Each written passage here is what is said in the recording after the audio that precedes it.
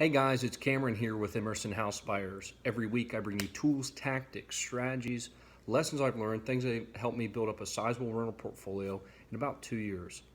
This week I want to talk to you guys about the question, should you work for yourself?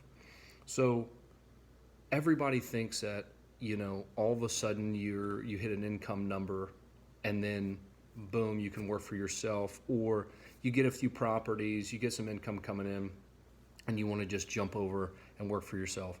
Um, Sometimes that is the goal. A lot of people do have the goal to work for themselves, but sometimes it's not all it's cracked up to be. I was talking with a good friend last week about meeting payroll and all these expenses that come up at the end of the year. Taxes quarterly, like I said, the payroll taxes, insurance, a big insurance umbrella policy that's got to be paid, the premium for that. So you think about it, you don't have a boss, you don't have any limits, and you don't have any rules. So that's the benefits, but it's also the downside. You don't have a boss, you don't have any rules, you don't have any limits.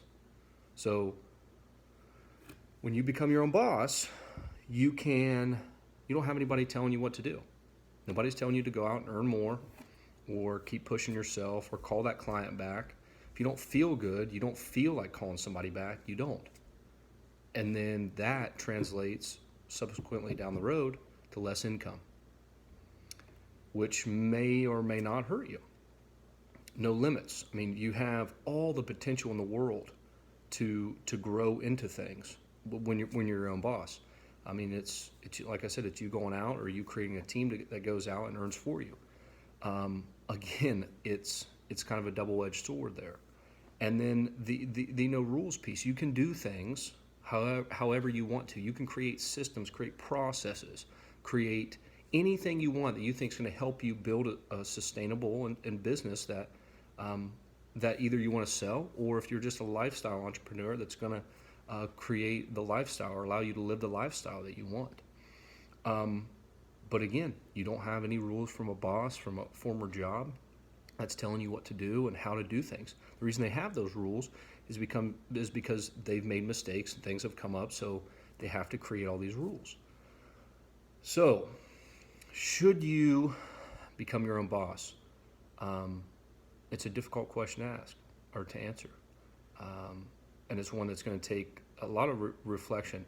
If I was starting out in real estate again, I would be very cognizant of thinking that you're going to jump out as soon as you get a few properties. Say you make $3,000 or $4,000 a month coming in after you get a dozen properties or so.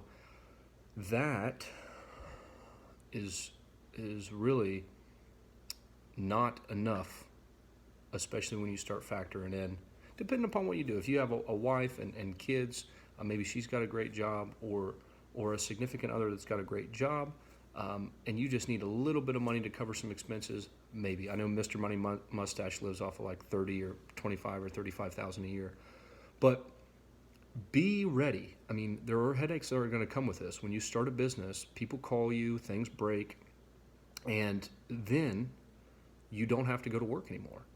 Like I said, there's nobody telling you what to do. You can sit around all day. You can get up at 10 o'clock or 11 o'clock or noon every day. You don't have to go.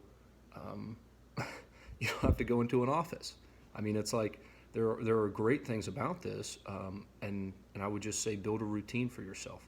So, should you go into business for yourself? Ask yourself if having no boss, no limits, and no rules is a good thing or bad thing for you. And I really think that's specific to each individual person, and I hope that helped. I hope that helps answer your question. I'm not ready to become my own boss yet. I still have a lot of things that I need to work on, that I need to do until I make that final leap, until I'm my own boss. And I think when you guys get into this for a little bit, you'll see that it can be difficult sometimes to make that. I mean, you're constantly being bombarded. So with problems, which create opportunities, which is why you're in business. So hope that was helpful, guys. If it was, let me know. If it wasn't, let me know. And ask questions. I love answering your guys' questions. I appreciate everybody that's asking them. And look forward to seeing you guys next week. Thanks.